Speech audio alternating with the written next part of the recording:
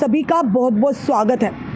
बताना चाहेंगे जिस तरह से राजौरी के कोटरंका बदल इलाके में रहस्यमय परिस्थितियों में बच्चों समेत अन्य लोगों की भी जाने गई है। एक बड़ी असमंजस की स्थिति और चैलेंजिंग सिचुएशन बन गई है प्रशासन के लिए और वहीं पर अगर बात करें स्वास्थ्य विभाग के लिए बड़े विशेषज्ञों से भी परामर्श लिए जा रहे हैं और इस पर पूरी पैनी नज़र रखे हुए प्रशासन। बताना चाहेंगे जो 3 प्रभावित परिवार हैं उनके घरों को सील कर दिया गया। भोजन उपलब्ध कराने वाला प्रशासन निगरानी में है। बताना चाहेंगे पूरी खबर आपके समक्ष रखना चाहेंगे कि लगातार मौतों का आंकड़ा जो बढ़ता जा रहा था उसी के चलते पूरी तरह से आपने देखा कल जो स्वास्थ्य मंत्री है स्कीना इटू जी उन्होंने भी गवर्नमेंट मेडिकल कॉलेज का दौरा किया और वहां पर जीएमसी के जो प्रिंसिपल है उनके और अन्यों के साथ बैठकर वहां पर पूरी तरह से स्थिति की जानकारी ली। एक्सपर्टीज के साथ बैठक हुई है और वही के उसी के चलते अब कहीं ना कहीं आया था। हमने कल भी बताया था कि किस तरह से न्यूरोटॉक्सिन्स जो कि वो पाए गए थे।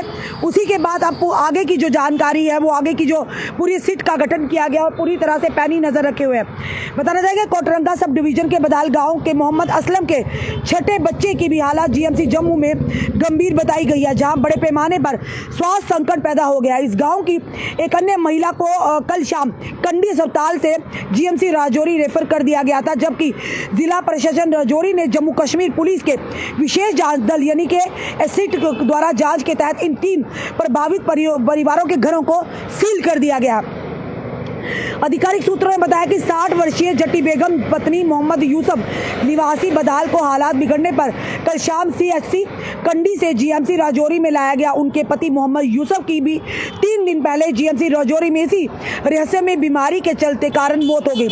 जीएमसी जम्मू के यानी कि संबंध अस्पताल एसएमजी शालामार अस्पताल जो है उसके चिकित्सा अधीक्षक जो है डॉक्टर दारा सिंह ने कहा कि छठी बच्ची यासमीन कौसर 15 वर्ष जिसकी पुत्री मोहम्मद असलम की हालत कल शाम से गंभीर थी, उसे वेंटिलेटर पर रखा गया था और वरिष्ठ डॉक्टरों की एक टीम उसकी स्थिति पर पूरी तरह से नजर रखे हुए थे। एसएसपी राजौरी गौरव सिकरवार द्वारा गठित एक एसिड की जांच के तहत जिला प्रशासन राजौरी ने बदाल गांव में प्रभावित परिवारों के 3 घरों को फिलहाल पूरी तरह से सील कर दिया गया।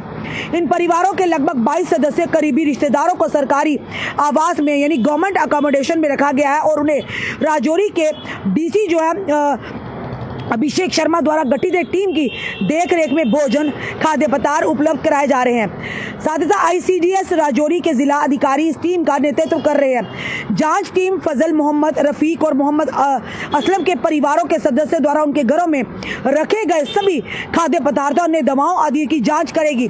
कुछ वस्तुओं को प्रयोगशाला में जाँच के लिए भी भेजा जाएगा। एसपी ऑफिस वजाहत हुसैन के नेतृत्व में एसआईटी सीट ने आज कल बदाल गांव को और कोटरंका के पास कई मेडिकल यानी केमिस्ट दुकानों का दौरा किया, जहां से उन लोगों के ने बीमारी के बाद दवाएं खरीदी थी। कुछ चिकित्सा पेशेवर की भी टीम के साथ भी थे। एकत्र किए गए नमूनों को भी परीक्षण के लिए भेजा गया है। टीम के प्रभावित परिवारों के सदस्यों के साथ क्रॉस पूछताछ भी की जा रही है। राजौरी के डीसी जो स्थिति पर बारीकी से नजर रखे हुए हैं, उन्होंने कहा कि केंद्रीय टीम अभी भी घटनास्थल पर डेरा डाले हुए है। उन्होंने कई नमूने एकत्र किए और वहां पहले से ही मौजूद अन्य स्थानीय टीमों के साथ मिलकर काम किए जा रहा है।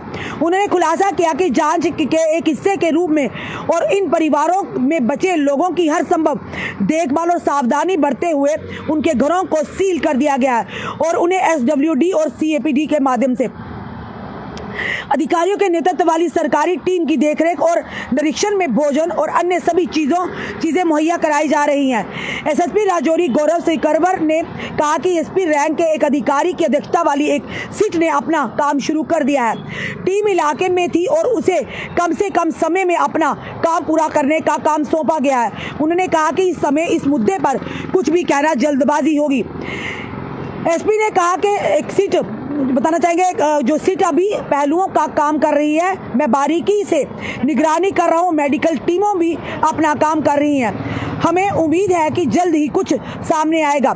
एसएसपी राजौरी ने कहा टीम जल्द से जल्द जांच की कार्रवाई को उसके तार्किक निष्कर्ष तक ले जाने के लिए सभी ईमानदार प्रयास करेगी। जीएमसी राजौरी के प्रिंसिपल डॉक्टर एस भाटिया ने कहा कि आज शाम सीएससी कंडी से रेफर की गई महिला को जीएमसी के डॉक्टरों की टीम द्वारा हर संभव चिकित्सा सहायता प्रदान की जा रही है। उन्होंने कहा कि महिला की हालत स्थिर है। इस बीच कल देर शाम एसएमजीएस अस्पताल में 10 वर्षीय जबीना कौसर की भी जान चली गई थी।